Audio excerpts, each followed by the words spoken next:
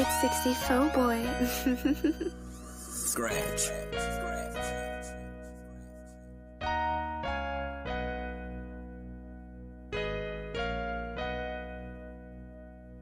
Dressing the culture, I'm addressing the culture, huh? Addressing the culture, I'm addressing the culture, huh? Addressing the culture, I'm addressing the culture, huh? Addressing the culture, I'm addressing the culture. We gon' talk about it. Come address the culture, we gon' talk about it. Come address the culture, we gon' talk about it. Come address the culture, we gon' talk about it. Come and address the culture, huh?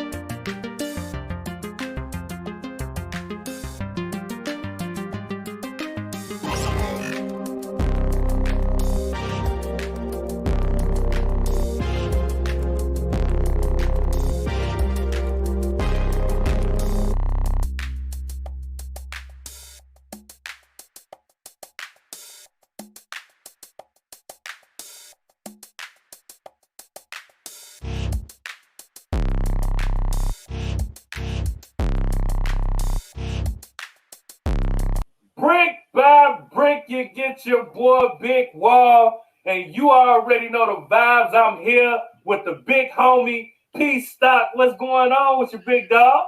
Ain't nothing to it, Big Wall, man. Just another, eventful week, and it's always a pleasure. Every time we have these shows, it's like a family reunion, family. Absolutely. Again, always good to be here. Address the culture is very important, very vital, I believe, and it will grow, and people will figure that out. They'll know. Yeah. They'll know what time it is and what time we're on. Yeah. Because the information we bring and the things we introduce to the culture, with the FMA series, which is going to continue on, and then we got a lot of great stuff coming up, so you definitely want to be tuned in to Address the Culture, and definitely leave comments, smash the like, hit the button, let us know if there's anything you want to see or hear, and we make that happen too. We'll definitely make that happen. Tap in. Like P said, we got a whole lot going on, you know what I mean? But it has been a pleasure for us to be able to tap into the FMA world, the FMA community, you know what I mean? It has been a pleasure. We really got the idea of the mass state of when you in that world, you know what I mean? It's real territorial, it's real traditional, you know what I mean? But the message is clear, reach one, teach one, you know what I'm saying? And that's what I like about it, man. They don't mind, you know what I'm saying, creating opportunities and events like this Legacy 8, you know what I'm saying? That was amazing. You know what I mean? Event. It was this weekend, you know what I'm saying? Yep, it was this week. It was yesterday. Last week. In fact, by the time you get this, but the event was December 4th. Yeah. We had a lot of the masters and grandmasters, and Grandmaster Darren Tabon, that is, the creator and the major promoter, and the reason why the Legacy 8 continues. That's why it's up to 8. Yeah. And when we have him on to talk about, we're gonna bring him in and we're gonna talk about it. We got Grandmaster Darren Tabon in the place.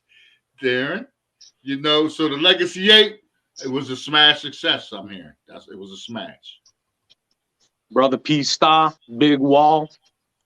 Shout out to Alumni team, Brother Sultanuddin. Fabulous events. Standing room only.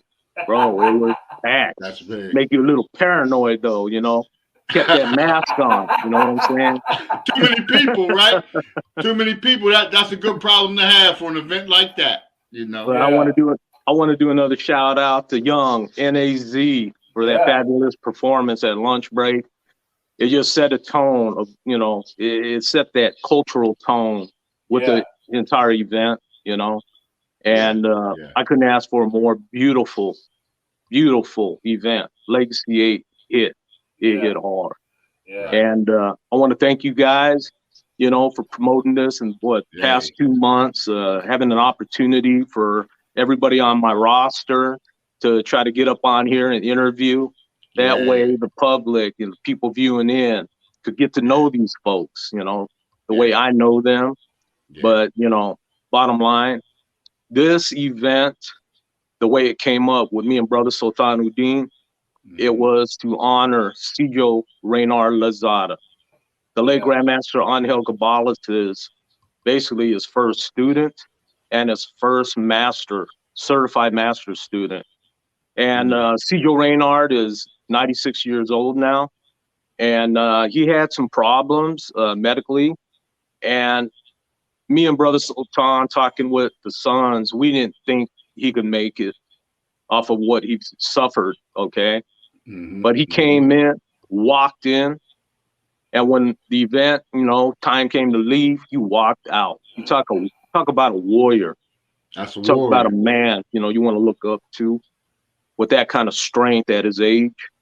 And he was just full of life at the event, sitting there watching, knowing he was the guest of honor. And it was my honor and Brother Sultanuddin's honor to create this opportunity of promotion for him with Legacy 8. And like I said again, Brother P.stock Bigg Wall, thank you for everything you have done.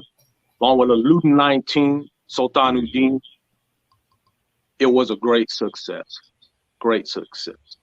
Another shout out to John Oliva and Rita for providing their school, Twin Dragons, San Carlos, California, to provide us this platform to host Legacy 8 and film with Val Majelovic, EM3 Masters Magazine.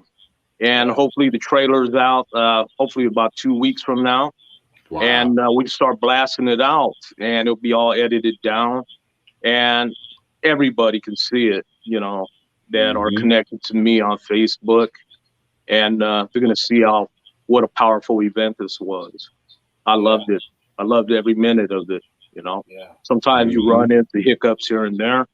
That happens when you're trying to film a project, but bottom line, it was a great success. You know, shout out to everybody that were a part of this event, because bottom line, it becomes a team effort to create that successful film. And everybody got down on it. You know, everybody did great. And I think it's going to be probably one of the best legacies I've ever had. You know, honestly, one of the best. Wow, that's saying a lot. It is, especially since you had these legacies. You know, you were in Hawaii, exotic locations and other places. You know, so that's saying a lot. You know, for that one. You know, that is really saying a lot. And you know, and we just appreciate you for allowing us to bring in the culture and your martial art, the FMA, to the platform to address the culture, so we can share it and show people and let people know, make people aware. You know, 100%. You know, everybody thinks of martial arts, they always think about, you know, the ninjutsu, kung fu, main stuff like that. You know, the commercial, what sometimes we call the commercial martial arts. You know, Bruce Lee, Jackie Chan, Jet Li. You know what I'm saying? People are familiar with those guys. You know, so here's the thing. You know, when you watch Enter the Dragon and Bruce getting down with the sticks, you know, he was using.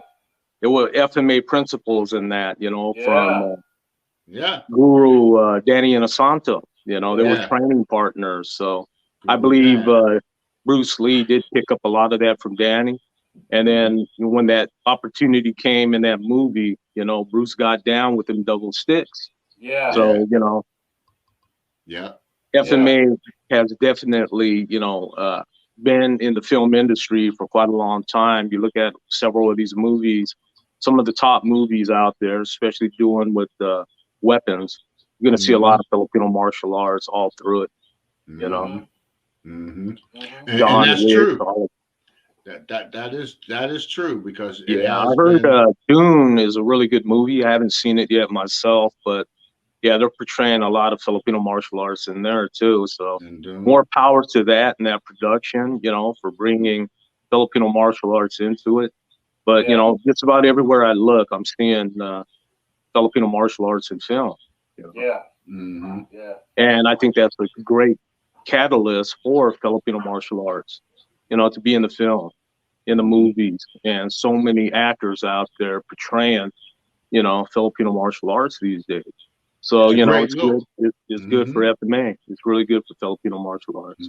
Yeah, it opens the eyes to a more broader market. You know what I mean? It takes things globally. You know what I'm saying? And I love that about it. And it kind of, you kind of sparked the thought in my mind when you was talking on Darren. When we talk about the FMA just in general, what do you think are some of the biggest misconceptions that people have in their mind when we talk about FMA, learning how to defend yourself, and kind of taking it to the level that you guys have took it to? Well, looking at FMA, let's say in the last 30 years, I've seen it evolve so much, you know. Sifu Danny Inosanto has played a big role in that, you know, in providing a lot of his students opportunities in film too. So, you know, when you look at Filipino martial arts in general, I think people have noticed it for really deep in the last 30, 40 years, you know, including Bruce Lee using double stick, you know. So looking at it in that perspective, I don't think there's a martial arts school in the world that doesn't know of Filipino martial arts. I believe it's that saturated today. I think what needs to happen, though, is FMA having an opportunity to be in more films, okay? And, you know, you even look at Star Wars, you look at a lot of the movements they're doing, you can see FMA in Star Wars, actually several since the first. But the more opportunities that open up for Filipino martial arts for the film industry, I think the more it saturates out there, the more interest there will be in it. Because like anything else, when people see something that they admire and that is very deadly, you know, or can be used in self-defense, I think the movies is a big way of pushing all martial arts. So, you know, if opportunity opens up for FMA more, I believe it will become more popular. Say, for instance, this show, you know, which you guys provided us, and everybody on my roster to speak.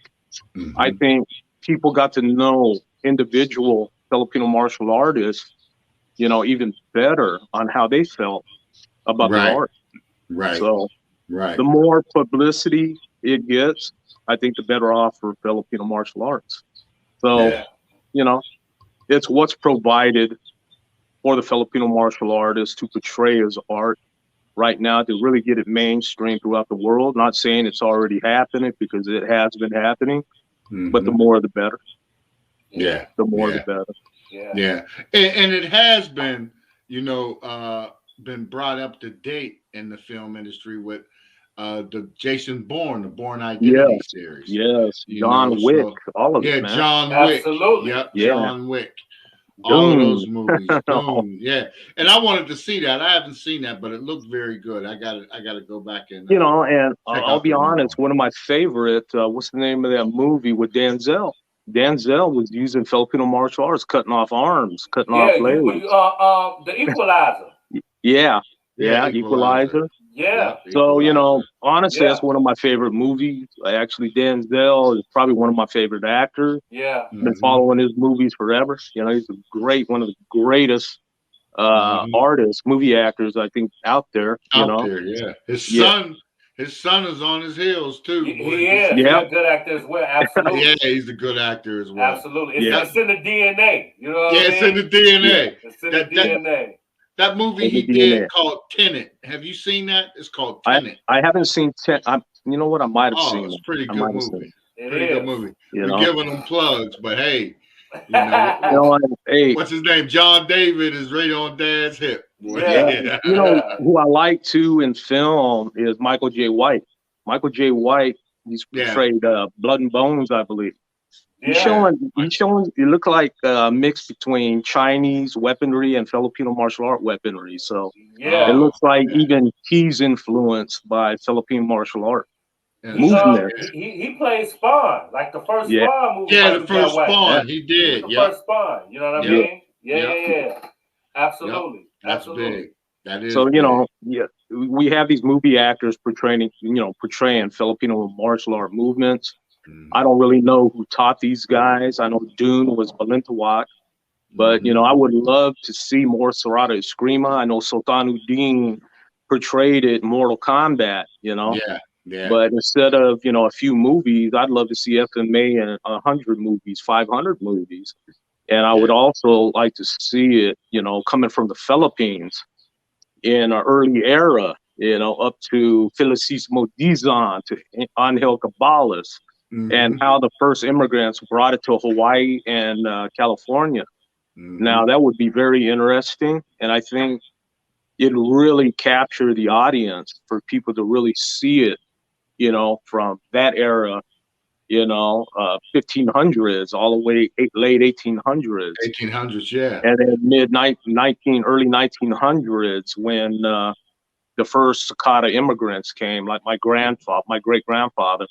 Right. And I'd like to see it go back to that era and come back here, because I believe a lot of these old FMA systems from the early 1900s, I believe there's several arts in the Philippines and even in Stockton that can portray these arts, you know, as close to original as possible. And I believe, you know, the history of the lineage of Sarada Eskrima, Felicissimo Dizon, to Angel Cabales coming here, you know, and opening the first FMA school in 1966. That says a lot about my late Grandmaster Angel Cabales. He's one of the first ones to commercialize Filipino martial arts to be taught to non-Filipinos. So, you know, when you look at Brother Sultan Uddin and me, several of his other students, Master Jerry Preciado, you know, he taught a lot of non-Filipinos. And his children also married non-Filipinos.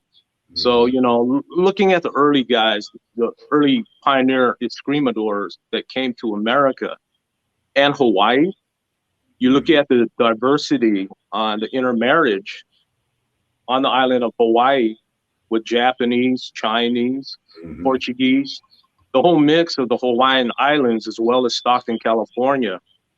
Stockton was like called Little Manila, you know, in the early days, because this was the hub of Filipinos to come and work the agriculture. And that's when my family came in. You know, they stayed in Hawaii for about 20 years, and then they came here for a better opportunity, you know. And the whole makeup of the early pioneer is so rich, you know, especially in Stockton, California, Bahala Na. They set up museums, everything to talk about the rich history of the early pioneer Filipinos and escrimadores. So, you know, I give a lot of credit to a lot of the brothers, the other FMA in Stockton, California, for really stamping down the historical locations, as well as the names of the early pioneer escrimadores and what they have to offer to help educate people more about the makeup of Stockton, California in the early days. Okay. Me, myself, you know, that's my family line. Philippines, Cebu, Philippines, Lapu-Lapu City. That's where the shipping records are. To Hawaii, Oahu. And then my family set up on the North Shore of Hawaii, Wailua, okay, to work the plantation. And my great grandpa was an overseer, but, understanding Filipinos in that early time and how it was, to come to Hawaii, come to Stockton. In the early days, a lot of these positions, if you were a boss, an overseer, that's what my great grandpa was.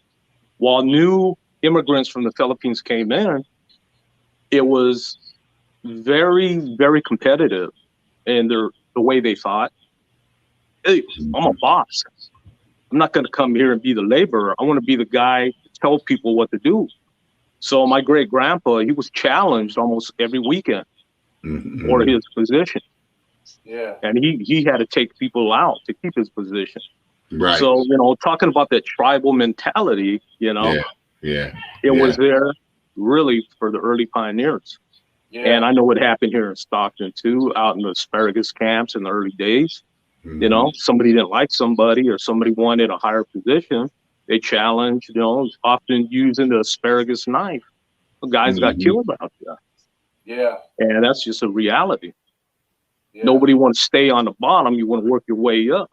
That's human nature. Yeah. Well, Escrimadores are the same way. Yeah.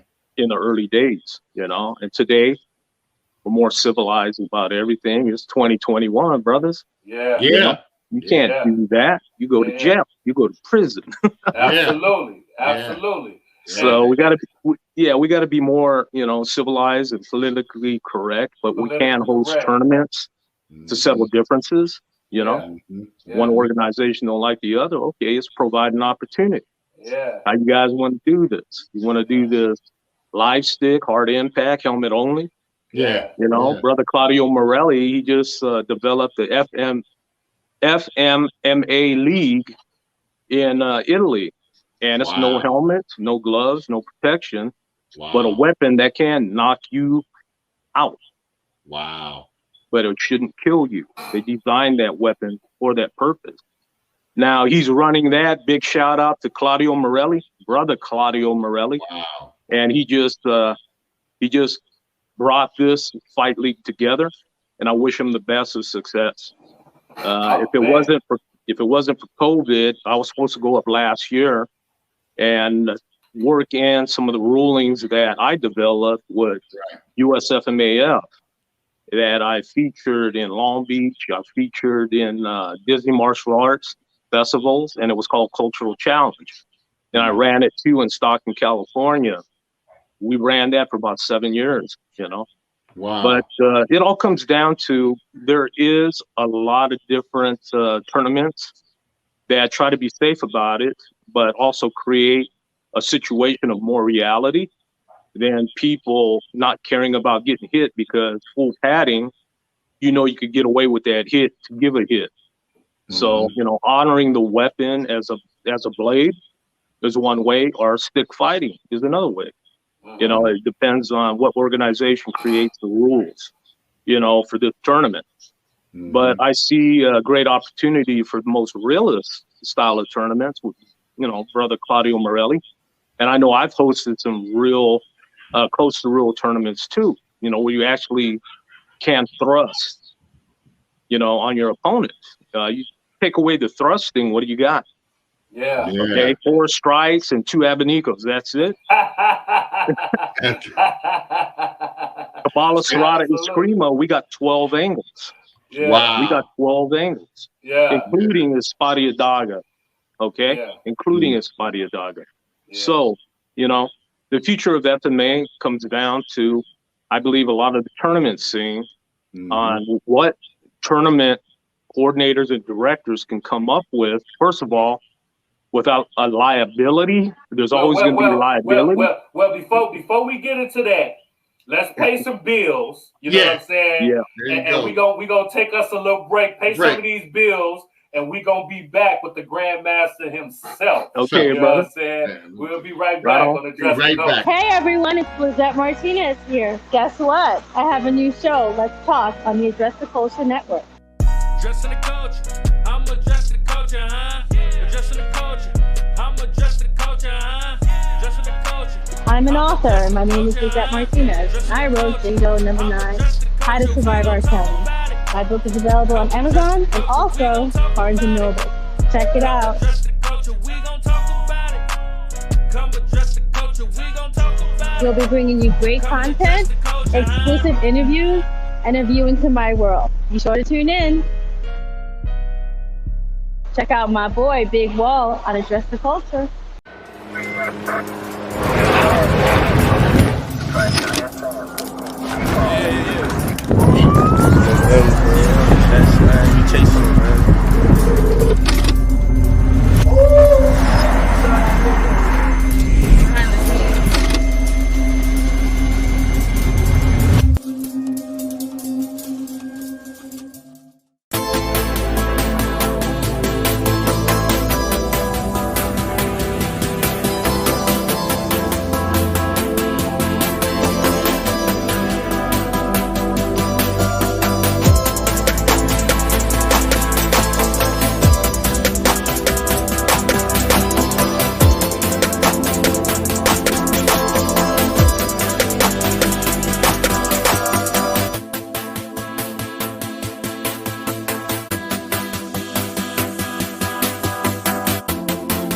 Hey, we're back. This is Address the Culture. Yes. You know, Big Wall and P.stock. I'm P.stock. We have Grandmaster Dan Tabon on board, you know, fresh off the Legacy 8. He's Angel's disciples. Yes. Of Stockton. Yes. You know, the Screamer. Yes. You know, so dropping jewels. dropping jewels. Dropping knowledge, yes. Dropping history, yes. and just making the Filipino martial arts known to the world. Absolutely. He's taking it there. He's taking it. He absolutely is. And before we went on break, he was telling us on how FMA can be moving towards the future, and he was going to give advice on what the future FMA and what they can do as far as tournaments and everything else. So continue, Darren. There's a lot of great tournament organizations out there. Okay, that what's going on out there, you know. All of them have good. But I think as deadly as the art is, there needs to be rules to get it as close to real without somebody dying. Mm-hmm. And I believe Brother Claudio Morelli got that going right now, okay, in Italy, FMMA League. And I think people ought to take a look at what he has to offer with this organization. Yeah. As far as here, you know, I've ran USFMAF, you know, a while back. And we came up with some really good rules and practicing with non-FMA, you know, Kabuto stylists, Japanese martial artists.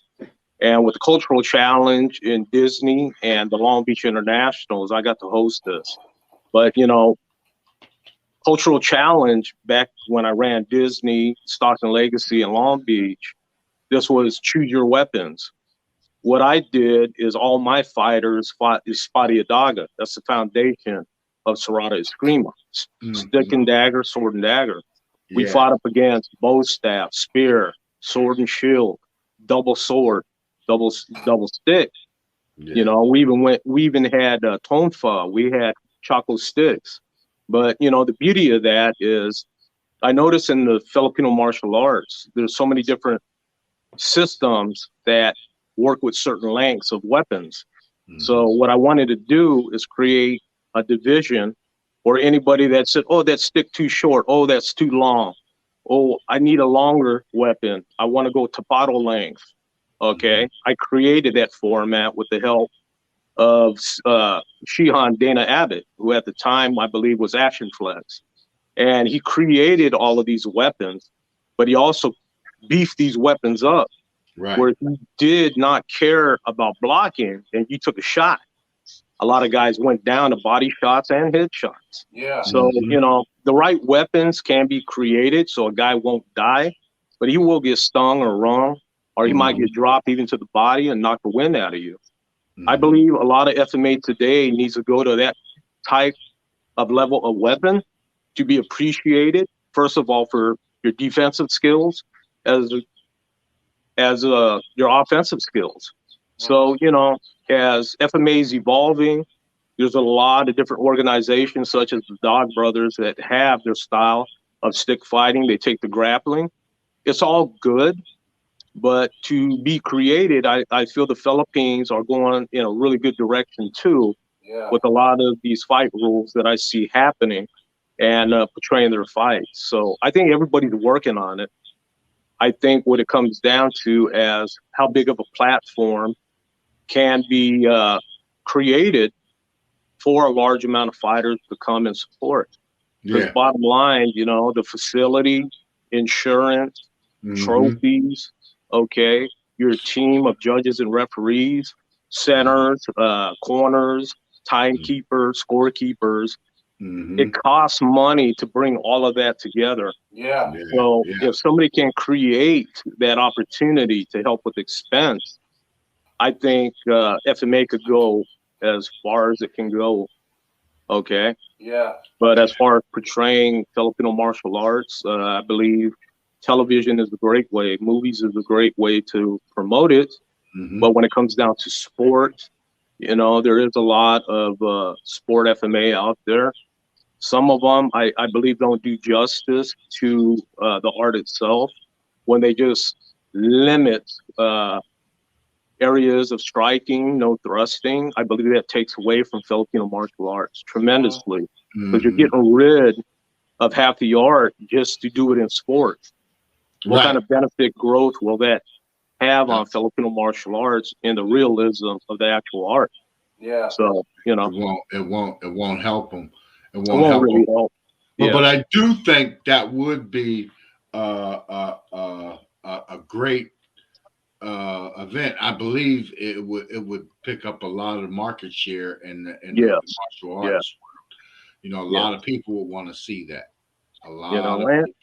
And what I'm seeing too, you know, you have the stick fighting, the cage fighting, and they're allowing everything in the MMA scene, but now you got a stick in your hand. I look at it, I respect it, but how is that honoring the actual weapon art? Okay. Where some of the old rules, you know, in the Philippines in the early days, they did not allow any kind of grappling, but they only allowed honoring the weapon, the strikes. You know, no chokeholds, things like that, no grappling, honor the weapon.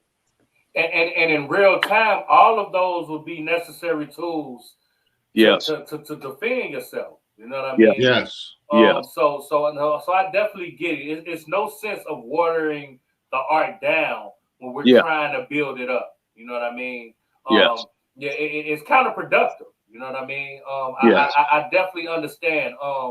But let's talk about this wonderful event, Legacy 8. You know what I'm talking about? What was it like being in the building? Because I know it was rough. What was the energy in the building? What was the energy from the Grandmasters? Because I know we had quite a few of them on this platform, and the energy was up. You know, so I could just imagine in the building it was crazy. Kind of take us through the day and kind of where the energy was with this amazing event. It was powerful. Yeah. It was very powerful. But, you know, what you got to understand is the reason why this event even happened is me and Brother Sultanuddin having a conversation about Cjo Reynard Lozada, who this great man was. Angel Cabales' really first student, first master level student, but he took number 3 because Angel had 2 sons. So it was Cjo Reynard that told Angel that, listen, I'll take number 3, give your sons 1 and 2. So, you know. So technically he number 1. Technically he is number 1. Yeah. Wow. And, you know, the significance of that and how much me and Sultanuddin loved our lineage. Learned the knowledge late Grandmaster Angel Cabales given to us, because we're still teaching today, 30 years after his passing. So as other Serrata guys are out there, you know, still teaching.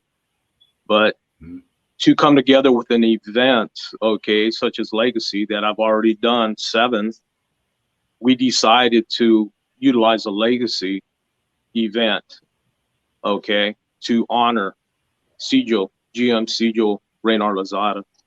And with that energy, everything just came together. Okay. Sultanuddin's platforms and resources, my platform and resources, we came together. Okay. And this is why I'm talking to you too. P.stock Bigg wall, you know, Yeah. and It's the great. opportunity of promotion for this event. But I'll tell you what, the energy at this event, the amount of people that came in, I didn't handle the gate. Mhm. So, you know, it looked like over 200 people to me. Standing room only, right? Yeah, Over 200 standing people. room. Yeah. Easy. And you, Yeah, and this you was a probably very had large more pool. than one room too. Yeah. And it looked like Yeah. a large studio, Large. too, a large place. It was a large facility. Yeah. Okay. Very large facility. Actually, 3 training rooms, you know. Wow. And Great. I went in both training rooms. I went through the center. They had vendors. A lot of vendors came to sell their martial arts supplies. Oh yeah. Sticks, knives, swords, stuff like that, you know, training weapons. And I walked through it several times, and both sides were packed. But I think what had happened, the mic on the television in the back that they were filming from the front, the audio of it, you really couldn't hear too well. So I think a lot of people moved and crammed toward the front. And, you know, but bottom line, it was fabulous. It was a fabulous event. I want to shout out to everybody, all my headliners on Legacy 8, and big shout out, a thank you for all of you, you know, to support Legacy 8, you know. And like I said, you know, big thanks to Johnny Oliva and Rita. Thank you very much for providing this and setting up tents on the outside. They set up tables for lunch, everything else. Huge shout out also to Young NAZ for hosting a great show, you know. And he did a deep one, you know, the one with the bad words and all that last. Young he don't took it play to the around. street. He let it go. He let it go. He took it to the street. And it's hot. Yeah, it's hot too. He got that, and you know, man, hot music. Young NAZ started talking about his uncle, Lenny Williams, Tower of Power. Yeah, I said, whoa. Tower of Power. Man, I used to listen to that in school. You know what I mean? I had all them albums. My brothers and sisters had all them albums. You know what I mean? So, you know, it was great listening to him speak about where he come from, you know, his uncle, everything else. So it made out for a very unique entertainment while everybody ate lunch. You know, what more could anybody ask for? Oh yeah, it was a vibe. You know, it was a vibe, brother. That's the way it is. You come into the Legacy 8 with hip hop and address the culture, and then you get Young NAZ there to perform at the event. Hey, that's check marks. Full circle. You know, full circle. It didn't get no better than that. But you know, me thinking about all the past tournaments that I've thrown, you know. Yeah. Imagine if I had hip hop TV performing at halftime, man, at my tournament. Mix it, you know what I'm saying? That's how you gotta do. You gotta mix it up. And we're gonna keep, you know, man, understand Angel's Disciples, you know. Yeah. Back when I first opened up, me and Master Jerry Preciado, he went and bought an older limousine. I think it was a Lincoln limousine. So we used to pile about 15 of our fighters in there, and we used to cruise up to various tournaments. And then when we get up toward the gate, we had a couple guys standing up in the sunroof, and we're over there bumping Tupac, right? Yeah. And that was the thing. That was my fighter's thing. That love bumping Tupac, right? Yeah. Tupac. That was our thing. You know, we're gonna roll up in here bumping Tupac. Okay. Yeah. What else you want to bump? That energy. Yeah, I had that energy. Like Scarface. Yeah, they used to bump Scarface too, bro. You know? Talk your shit. So when we roll up to them tournaments, it was like, oh yeah, I'm bumping. Oh, that's Tupac. That gotta be Angel Disciple. Yeah, it is. They are. Yeah. Tupac. Come and bust them to live and die in LA, right?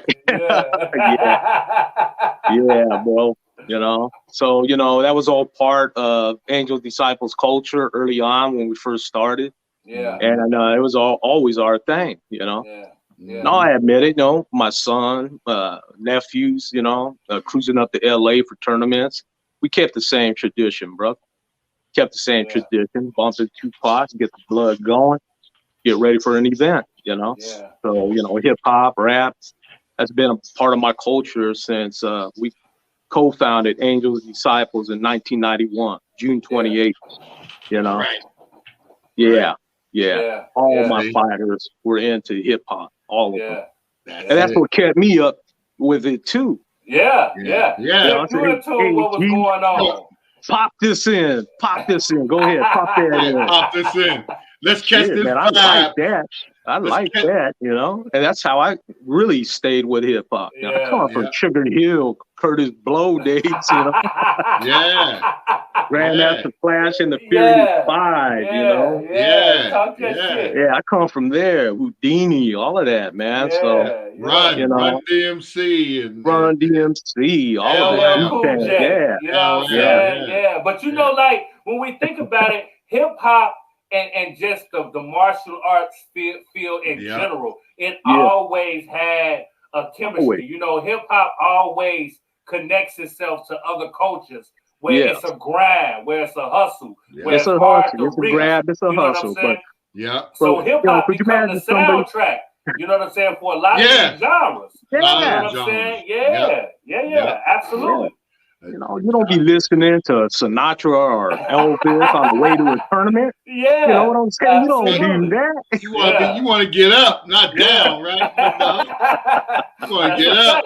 Yeah. Oh yeah. You want to get up, but and that's what it is. And like Big Wall said, that the martial arts and hip hop from day one. Every Saturday we'd be listening to martial arts. Watching martial arts, listening to hip hop. That's a fact. Watching stuff every Saturday. Every Saturday, no thing. So are participating. So so that goes hand in hand. Like we said before, Wu-Tang that's made it to that next level, took it to that next level. Took it to that next level, bro. Yeah, made it global. It global. Yeah. So, that made a marriage of hip hop and martial arts. And that solidified the marriage. But I'll be honest with you, all the movies I see, really good fight scenes and all got hip hop background music, brother, going on. When shit starts, absolutely. If it's not hip hop, it's a hip hop track. It's a hip hop melody, a beat. Like it's a certain types of vibe that come with it, and I think it kind of helps it all because like hip hop come with a certain attitude. It come with a certain confidence. Yes, it does. It come with a take no BS mentality. You feel me? And we talk about martial arts. That's taking no BS mentality as well. So the attitude match, the vibe match, the mentality match. So it had to come together. So that's why us coming together, doing what we doing with your amazing event, with our shows that led up, that kind of added to the energy of the event. It just worked in such an amazing way. And that's what we wanted to do. So everything that we could do to help bring light to this amazing event, it was our pleasure. You know what I mean? I want to thank you guys very much. No problem, brother. No but problem. I'll tell you this, since you guys started, promoting Legacy, and I noticed you see a lot of homemade videos today of FMA out there. Yeah. They're all using hip hop right now, bro. All of them. I've seen several. We made him step up the bar. We made him step up the bar, But that's a good thing. Good. That's a good thing. That's what we are. Big Wall, Trailblazer, music, and streams, over 100,000 streams plus, so all of that stuff queued in. We got the FMA here with Darren Tabon. That's going forever, And guys, it's been a pleasure, but my biggest fans is my sister. I got my sister Jackie. Shout out to Jackie if you're watching. Shout out Jackie. Yeah, she's my youngest sister. We came up together. She's a few. I think she's only 2 years older than me, but we came up in that 70s. Up to 80. And She's one of my biggest fans on the show. She really appreciates you guys. She really does. You know, watching Shouts you out to guys. Jackie. You know what I mean, Hey, man? shouts out, Jackie. Jackie. That's right. Jackie Hit us will up. comment. She will comment on hip hop. You know, Beautiful. address Yep. the culture. She's been doing a lot of commenting on that. We talk a lot, a whole Good. lot offline, you know, on it. Yeah. And she appreciates you guys. You guys are real. You guys are real, Yeah. man. Thank you, You know? brother. And we appreciate you, Jackie. That's a Yeah, fact. we appreciate you. Yep. Thank Yep. you. Thank you. Yep. Yeah. First So it was class. dope. It was dope, man. You know what I mean? Now, we're not going to let you get up out of here, Darren. We're not going to let you get out of here before you tell everybody where they can find you at, all the information. You know what I mean? Let us know any upcoming events you got, anything you got going on, anything you want to plug, anything you want to talk about. Maybe the next year's event, you want to talk about that a little bit. You know what I mean? Let us know. Talk your shit, Darren. Beautiful. But, you know, I like to shout out, you know, to some of my affiliate chapters, some of my students. You know, Professor James Hunden, big shout out to you. He's out of San Francisco. That's Hunters Point, and he's Universal Martial Arts. He's actually the late Grandmaster Wally J, one of his foremost students. Wow. Big shout out to him. Another big shout out to Sifu Harinder Singh Sarbawal. Right now he's in Hawaii, and a family member had some medical issues, and he couldn't make Legacy. But you guys got to talk to him on the show. I believe the first show. Yeah. Great conversation. Great show. Yeah, big shout out to Stockton Angels Disciples. You know who you are. I see you guys twice a week. Big shout out to my nephew that been running a chapter towards Sassoon, Vallejo area. That's Guru Gordon Brown. A big shout out to you and all your people. Okay. I got a lot of great people. I've been teaching for quite a while. And matter of fact, Bevan Clay Praka, Sifu Clay, he had to step in for Sifu Harinder Singh Sarbawal yesterday at the event. They did a fabulous job, you know, representing give and take, Sombrata, flow spar, and breaking it down to 5 to 6 different concepts of training. They've been meeting me at Expo since 2014, and to witness their growth, you know, where they got it to, I can't be more proud. They did a phenomenal job. So there's a big shout out to Sifu Clay Praka and Beverly Praka out of Texas. Other than that, I got another brother. He's Havoc JKD. Okay, Jay Cooper. He's out of Calgary, Canada. Big shout out, Jay Cooper. Other than that, I got Bern Rennard out of Uberlingen, Germany. Okay, they got the COVID spreading over there, and I hope you and your family are doing great up there, Bern Rennard. Absolutely. You know, in Uberlingen, Germany. Other than that, you know, my brother, Claudio Morelli out of Italy. I hope everything's good, you know, going. If there's COVID around you, I hope you're healthy and safe. But outside of that, my own family, you know.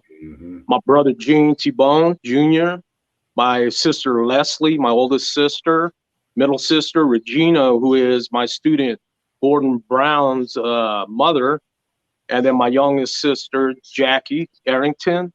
Big shout out to you. Love you. Big shout out. Big shouts out to Jackie. All the family. Yes. You know, that's the family. And of course, my dad, Eugene T-Bone Sr. is still alive. He's about 85 now. And big shout out to him too, who was actually my first teacher. He taught me the boxing, trained me boxing. Okay, he trained me Goju-Ryu, and then he trained me stick fighting. Now his teacher was late Grandmaster Angel Cabalas. So what I did and my brother did is we followed my dad's tradition. So our first sensei was my dad's actual sensei. That's Sensei Rodney Hu, and he is still alive. But I followed my dad's path, you know. When I was young, I was about 18, and I was still in Goju-Ryu, and my dad says, you know, I know you both are good. You and your brother are good in karate, goju-ryu, but one of you need to follow up on Filipino martial arts. So I decided to take that move because I loved it anyway. And I stayed with it. I stayed with it all this time. So, you know, it's amazing how elders could have that kind of influence on you to help guide you, you know, as parents. I got to say, my dad's a warrior. He's a warrior. And he had a fight, you know, early on. He's a firstborn, the firstborn immigrants, you know. Yeah.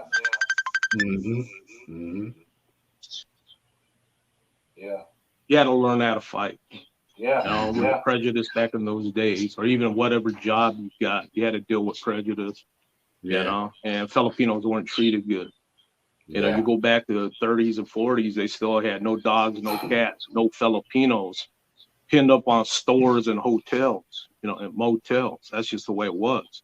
Yeah. There's only certain areas Filipinos got to live or even establish a business. But, you know, that's back in the old days. You know, things have changed today, very diverse today.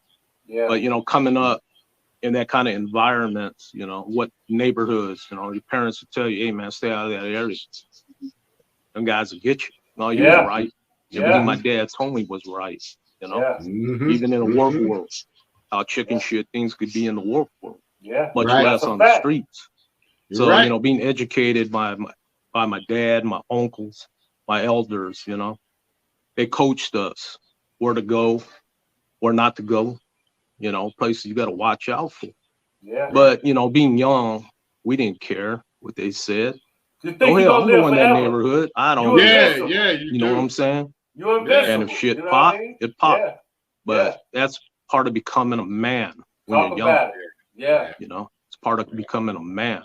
You know, if you want to meet somebody or meet some people, you know, at a party or something, I don't care what neighborhood you're going to. You think you're a man at that time. But, you know, going off into different parts of Stockton, you know, very, very tribal in that way. There's certain areas you don't go. But I'll say this, back in the old day, back when you're rolling on the streets, I say 99% of all the beef you're going to get in, it's always a girl involved. Absolutely. Would you agree? Oh, yeah. 100%. Always a girl involved. Yeah. You know, you go to a party and there's girls there. Females, egos. Always a beef. 9 times out of 10, all of the wars that were started when we go back to King Arthur and all of that, they was all started over women. You know what I mean? Yeah. All of them. You know what I'm saying? So absolutely. I can't hear you guys. Okay. You can't hear us? It's probably because of that phone call. You got to go out and come back in. Oh, you got to go out and come back in. You got to go out and come back in.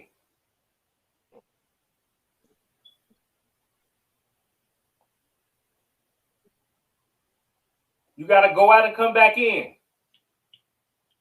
You know what I mean? But yeah, P, like, and that's one of them things. You know what I'm saying? Like, when we talk about the FMA and everything, it was just an amazing event. Amazing event. I'm so glad that we got to be a part of it.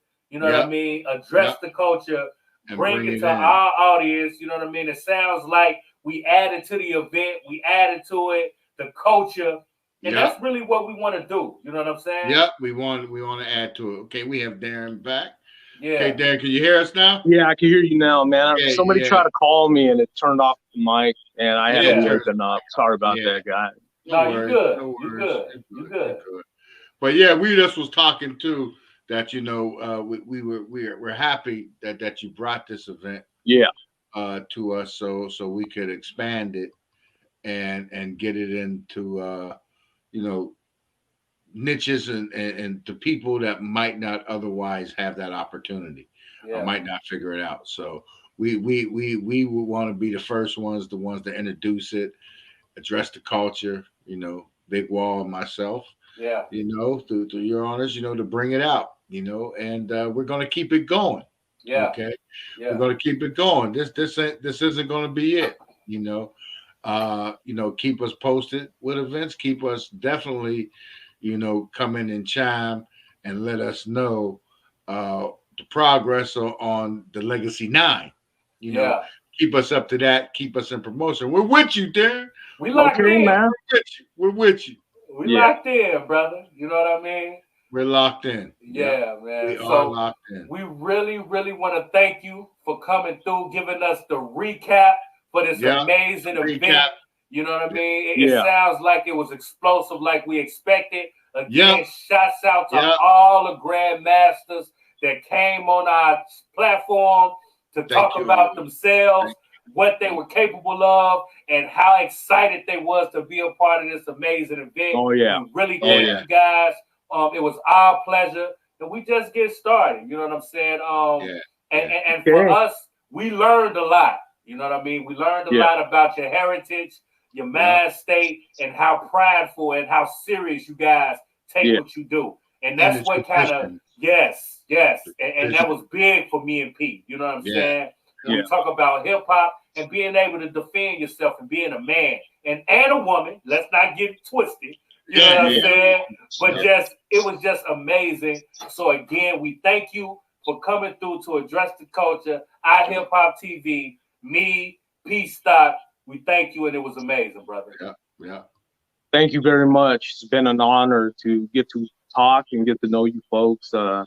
Big shout out to Alwadi 19 too, Sultani Dean for coming together, and creating this great opportunity that we witnessed yesterday.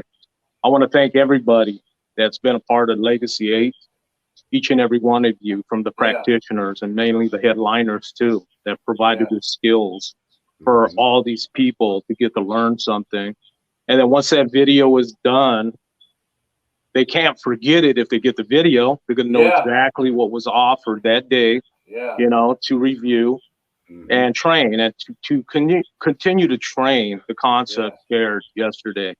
So, all in all, it's a win-win situation if you're a part of the Legacy and you come in to attend. But you guys made it special, for me and all the headliners to get to talk to you guys. And thank you very much. Thank you very much. Absolutely. We really do appreciate it, bro. It's no Thank problem. you, Darren. The pleasure was all of ours, man. We'll be in touch, and we're always following. Okay, brothers. We're always there, Darren. Big Wall, P.stock, Newton 19. Thank you. Thank you. Peace. All right, Darren. We're going to talk to you, brother. Darren. Talk to you. Later. But that was huge, that made the event, and it was just a great event, and it was good for us, and I'd rather it come here first. And we be the ones to bring it out and address the culture, and and we're going to keep bringing you stuff like that. We're going to keep introducing segments of cultures that you might not know exist, but they're there. They're there. You might not know about certain groups of people until you see a certain episode on the show and say, well, I didn't know they did that. I didn't know the history of that. I didn't know how that worked. That's what we want to do, and that's what addressing the culture is all about here at the network, and I'm glad FMA, it'll be back. Big shout out to Aladdin 19 for making that happen. That's big. Big shout out for Young NAZ showing up. We got to get you through to address the culture soon. We do. The culture, especially on the eve of dropping that new album with E40 and Yuck Mouth and everybody. Got to come in and holler. Over there cooking. You know what I'm talking about? Yeah, over there cooking. That's what he is. Over there cooking. For real.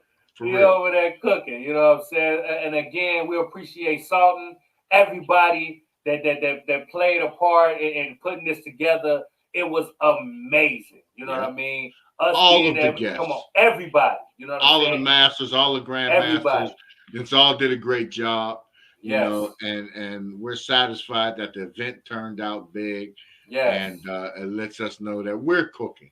And we're doing our thing. That we're talk cooking. About it. You know what I'm we're doing our thing. So we definitely in the plug, and we'll be the plug and gonna be the plug. So we are here. And that's good. I love it when when things go the way we plan on them going. Absolutely. I love it when a plan comes together. Comes together. You know what I'm saying? So we definitely going to spin a block. This is definitely not going to be the last time you see the FMA community on this platform, and other communities and cultures that you might not know and some that you might know, but we're going to address it right here on Address the Culture on iHipHop TV with myself and my right hand, P.stock. You already know. So like, comment, subscribe.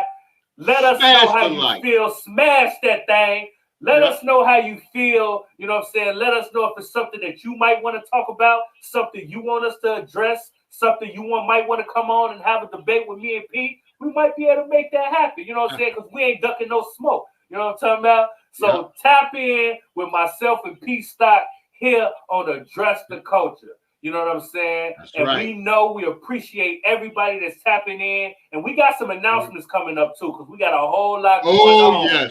Oh, yes. You're just going to love this. Yeah, we got a lot going on. You know what I'm saying? We don't stop. We're never going to stop. What he said. You got to stay tuned in. Yeah. Got to tune in and follow us on all platforms to stay in tune what's really happened. Then you'll know what we're talking about. Yeah, you know what I'm saying? So like we always say, your culture makes you who you are. So make sure they respect it. We're going to catch you on the next episode. We up out of here. Peace.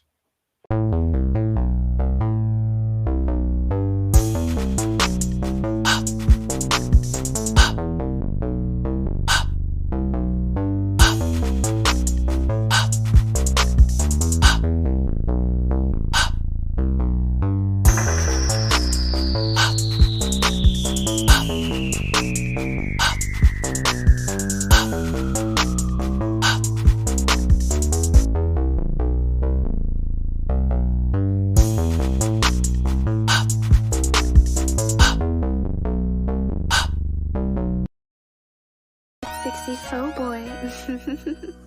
Scratch. Dressing the culture, I'm adjusting the culture, huh? Adjusting the culture, I'm adjusting the culture, huh? Adjusting the culture, I'm adjusting the culture, huh? Adjusting the culture, I'm adjusting the culture. We gon' talk about it. Come adjust the culture, we gon' talk about it. Come adjust the culture. Drink, vibe, drink it, get your boy Big Wall. And P.stock here, you know, for addressing the culture. It's that time.